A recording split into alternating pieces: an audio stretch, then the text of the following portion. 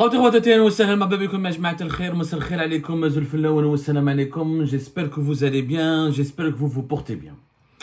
Voilà, il n'y a plus de liberté d'expression en Algérie, la presse ne peut plus rien dire, n'est plus autorisée à dire quoi que ce soit, et certains événements qui se déroulent en Algérie sont totalement passés sous silence. Il faudrait parce que la presse algérienne elle a besoin maintenant d'avoir la bénédiction, l'autorisation express, où là, elle doit demander le feu vert des chapelles du régime algérien, de certaines chapelles du régime algérien, pour pouvoir parler d'un sujet précis qui pourrait être considéré comme sensible. Les sujets de la contestation populaire, des manifestations populaires, des émeutes, de la colère populaire sont des sujets sensibles, sur lesquels la presse algérienne aujourd'hui ne peut rien écrire. D'ailleurs, les émeutes de Tieret, qui ont eu lieu bien avant l'Aïd, pour que la presse en parle, il fallait que les réseaux sociaux s'emparent du sujet. Il fallait vraiment que les réseaux sociaux s'emparent énormément du sujet. On en a toujours parlé, parce que nous sommes un média libre et indépendant, mais le plus étrange, c'est qu'en plein Eid, le Eid c'était le 16 juin dernier, nous sommes aujourd'hui le 18 juin dernier, et le plein Eid, il y avait des émeutes. En tout cas, je dirais pas des émeutes pour être professionnel et juste et intègre. Il y a eu des manifestations populaires d'une grande partie de la population de la ville de Tieret. En plein jour de l'Eid. Alors qu'ils avaient déjà manifesté le 1er et le 2 juin dernier. Ensuite, les autorités algériennes sont intervenues. Ils ont calmé la situation. Nous allons trouver des solutions. Parce qu'à l'origine de cette colère populaire qui avait ébranlé la région de Tieret et qui a été médiatisée dans le monde entier d'ailleurs, parce que c'est la première fois qu'on voit une ville de 300 000 habitants qui a été privée d'eau potable pendant plusieurs semaines. Dans certains quartiers, il n'y a plus d'eau potable depuis, il y a une fois par 15 ou 3 semaines, une fois par 15 jours, voire par 20 jours pour avoir de l'eau potable. Il faut attendre 15 à 20 jours. Il y a eu ce qu'on a appelé à l'époque le hirak de la soif, les manifestations de la soif, une ville aussi importante, 300 000 habitants, dans une région, dans une wilaya peuplée par plus de 900 000 habitants. Et les promesses et les autorités algériennes ont fait un conseil des ministres, Abdelmajid Tebboune a donné des engagements et on a demandé au gouvernement d'accélérer la mise en place d'un projet dont nous allons parler. Tout cela s'est avéré complètement faux, puisque le jour de l'Aïd, les robinets étaient secs. Les robinets étaient secs, je dis bien les robinets étaient secs. Il n'y avait pas d'eau potable le jour de l'Aïd. C'est quand même tout simplement grave, les robinets étaient à sec plutôt, étaient totalement à sec. Alors, ce que personne n'a voulu dire, heureusement qu'il y a encore les réseaux sociaux, et les réseaux sociaux à la belle comme c'est des comptes Facebook, la majorité sont basés à l'étranger ou là ils sont anonymes parce que les services, les brigades de cybercriminalité de la police algérienne, de la gendarmerie algérienne se font un malin plaisir de traquer tous les Facebookers et les internautes qui publient des contenus jugés subversifs en Algérie, témoigner d'une émeute, d'une manifestation populaire, photographier ou la filmer un rassemblement, ça peut être considéré comme un acte subversif et beaucoup de personnes ont été emprisonnées ou la place est sous contrôle judiciaire ou la place est en garde à vue à cause de ces témoignages. Juste le fait de témoigner d'une manifestation populaire ou d'une colère populaire aujourd'hui, d'un acte de colère populaire, comme une manifestation, un rassemblement, un site-in, une émeute, ça risque de finir, on risque de finir en prison. Le dimanche 16 juin 2024, la majeure de plusieurs quartiers de la ville de Tieret ont été bloqués par des manifestations. Il y a eu donc déploiement de barricades, des pneus brûlés, des objets hétéroclites qui ont été posés sur la route pour empêcher la circulation des voitures et des manifestations des habitants de la ville de Tieret qui n'avaient plus d'eau aussi le jour de l'Aïd. Les robinets étaient encore une fois à sec alors qu'on leur avait promis. La wilaya de Tieret, le gouvernement, la présidence de la République, le ministère des Ressources en eau a promis à la population de Tieret qu'elle allait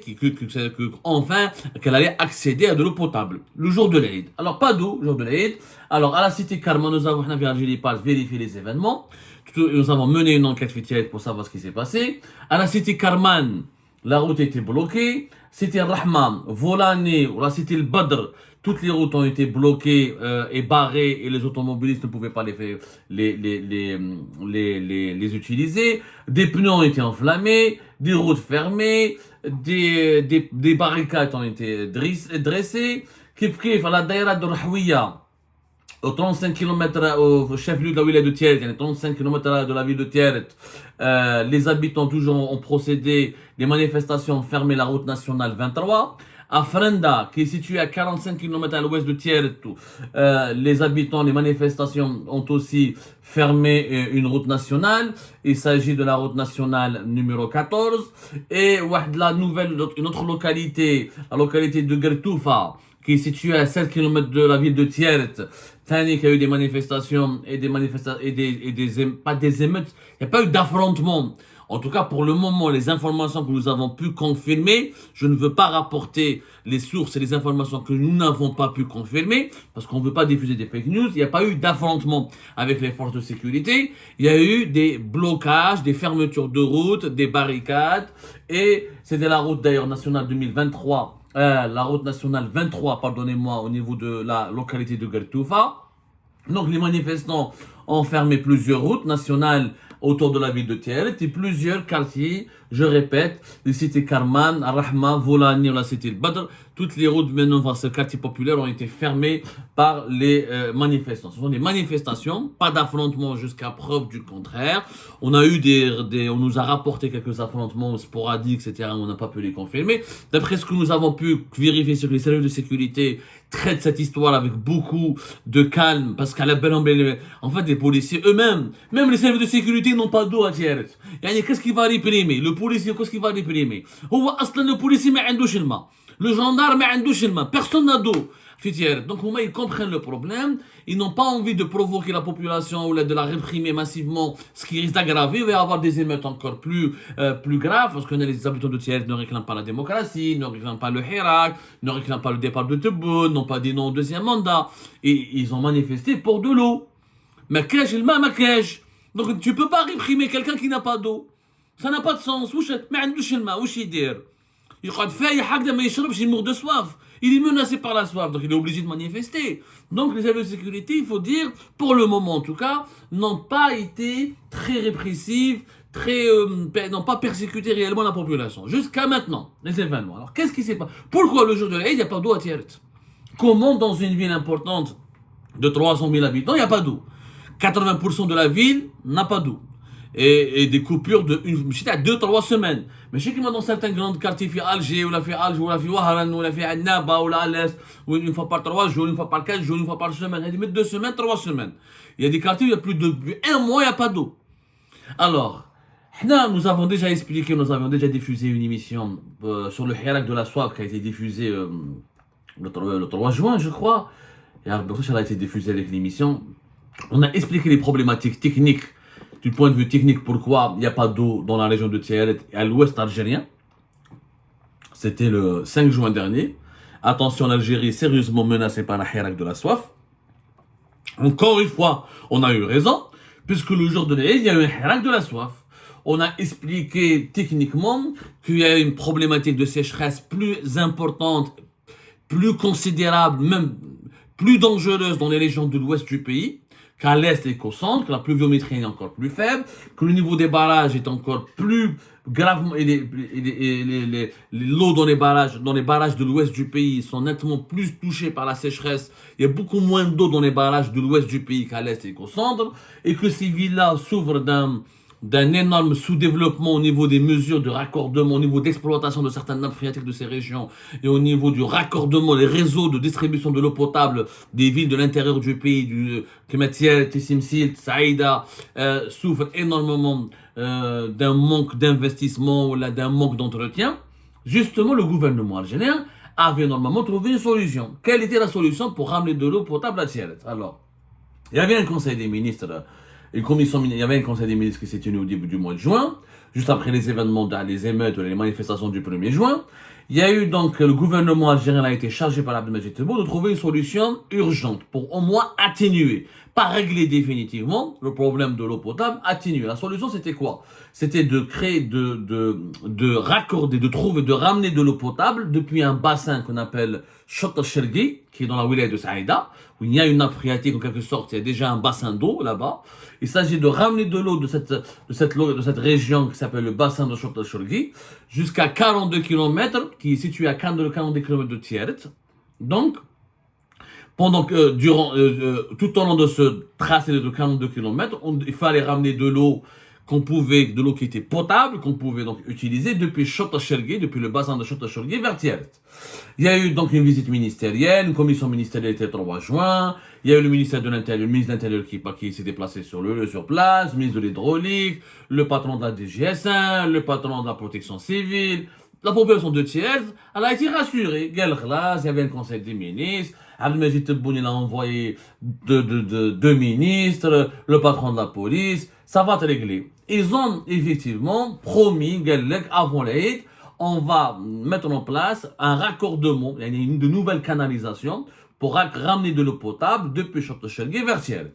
Alors, avant l'Aïd, qu'est-ce qui s'est passé? Il y a eu donc une mise, finalement, ce qui est encore plus grave, parce que grâce à cette solution, normalement, le projet devait permettre à la ville de Thiers de bénéficier de 34 000 mètres cubes d'eau par jour. Ce qui n'allait pas régler le problème définitivement, mais ça devait atténuer. Au lieu d'avoir des coupures une fois par mois, une fois par 3 semaines, au moins avoir de l'eau au moins une fois par semaine. Ce qui est quand même une performance. Vous vous rendez compte de quoi on parle? On parle de comment rendre l'eau disponible une fois par semaine. Ouais, là, avec le G7, puissance régionale, l'Algérie. Mais donc, le projet, soi-disant, le NTV, etc., le projet de Château Chergui, il a été inauguré. C'est parce que Château Chergui, c'est un lac, donc il y a un bassin, il y a des nappes phréatiques, l'eau potable jusqu'à maintenant. داروا جابوا le NTV, etc. جا le ministre. C'était le 9 juin dernier. Voilà, le 9 juin dernier, داروا زعما une mise en service d'une tranche du projet. Voilà, les photos ont été prises, etc. Il y avait le ministre de l'Intérieur, le ministre de l'Hydraulique, le Wali de Thiers, etc.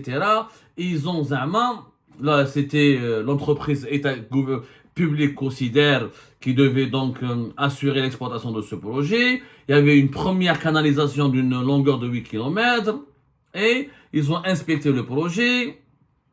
Il fallait donc renforcer le réseau de distribution de l'eau potable de Thiers par environ, ou au moins au départ, au moins avant l'Aïd, garantir 8000 mètres cubes d'eau grâce à l'entrée, enfin, peu importe les chiffres techniques, etc. Il devait en tout cas, le 9 juin, ils ont inspecté et soi-disant mis en service. Ils ont mis en service la première tranche.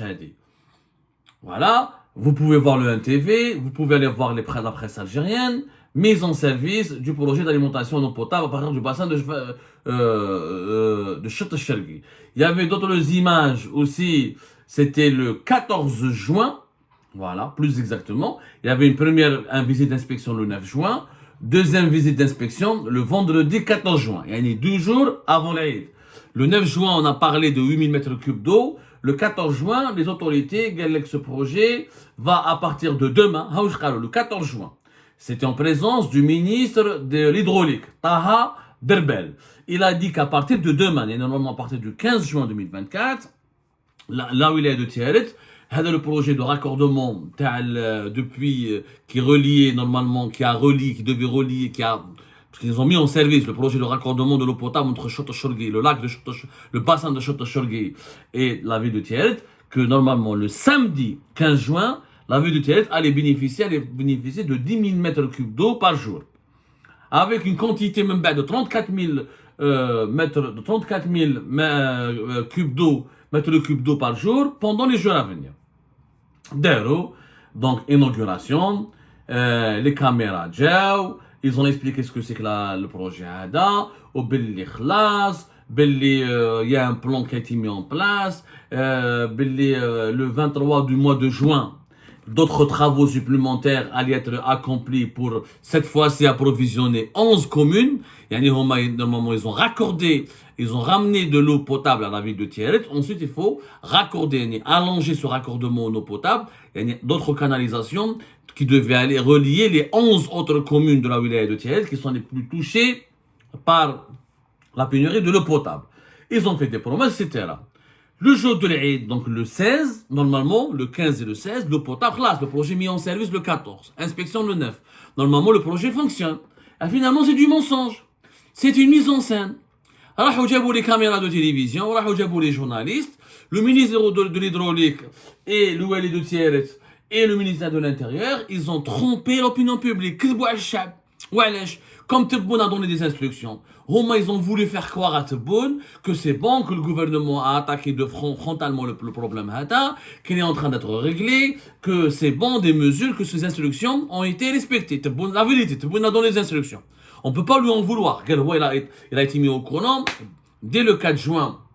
Il a pris il a demandé des solutions urgentes. Le 9 juin, ça a été une première visite d'inspection. Tout devait être une partie de ce problème de la pénurie de l'eau potable de Tiel devait être réglée au moins à partir du 15 juin. Finalement, l'eau potable qui a été garantie pendant 24 heures ou là, 24-48 heures, c'était pas de l'eau potable qui provenait de ce projet de raccordement entre Château-Chergui et Tieret. Ils ont ramené des camions-citernes, ils ont défilé la nuit plusieurs camions-citernes, ils ont rempli les réservoirs de la ville pendant quelques heures, etc., pendant 24 heures ou la 48 heures. Ensuite, l'eau s'était épuisée, il n'y avait plus d'eau. Et le jour de l'Aïd, la population se réveille, les robinets sont toujours à sec. Il n'y a plus d'eau. La belle complète sans eau, on ne peut pas. La wilaya de Tiel, c'est une ville pratiquement parmi les 3 premières wilayas pastorales au niveau du pâturage, au niveau d'élevage des moutons, avec Ouled Djillel, qui était à Beskra, maintenant c'est une wilaya déléguée à part, Djelfa ou Tiel, ce sont les 3 wilayas les plus connues, les plus importantes au niveau du cheptel ovin. Donc, je me un Tiel, ils ne pouvaient plus, tu ne peux pas faire le sacrifice de l'Aïd, mais qu'est-ce que pour garantir les mesures d'hygiène, etc. Mais c'était un mensonge. Le raccordement, le projet de raccordement, la mise en service du projet de raccordement ANEC était tout simplement un mensonge. Le projet n'était pas fonctionnel. Le projet d'alimentation de l'eau potable de Tiert à partir de Château-Chergui n'est pas encore fonctionnel. Ils ont menti au président de la République, Abdelmadjid Tebboune. Le gouvernement a menti au peuple, il a menti à la présidence, et par conséquent, la population a fait exploser sa colère.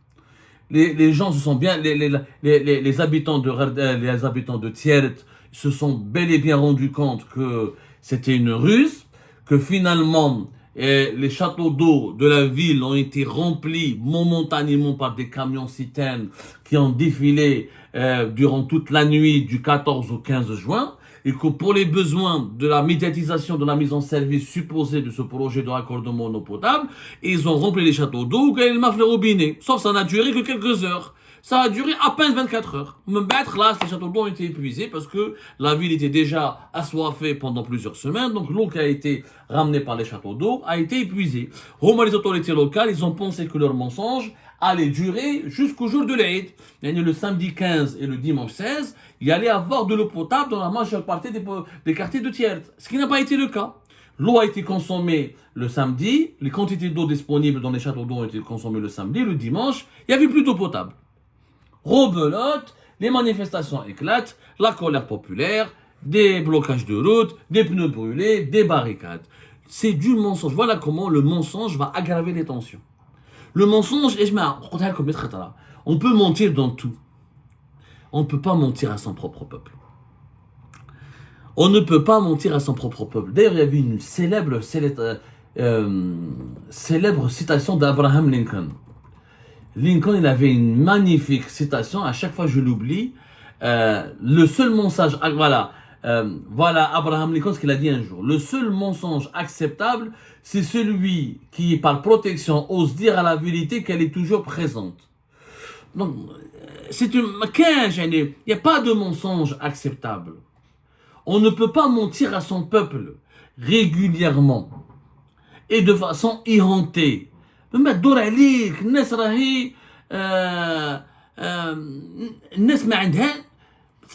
peuple, les peuples ont des mémoires, les peuples ont des sensibilités, les peuples ont des intelligences. Les peuples ont des intelligences. Tu ne peux pas se foutre de leur gueule littéralement et régulièrement et quotidiennement. Voilà, donc on a menti à Tebboune, on a menti à la population, retour à la case de départ, retour aux manifestations, retour à la contestation, et le hirak de la soif pourrait peut-être être en train de juste commencer, alors que le pays va connaître une élection présidentielle anticipée le 7 septembre prochain. Franchement, les dirigeants algériens, à travers leurs mensonges et leur incompétence, sont en train de jouer avec le feu.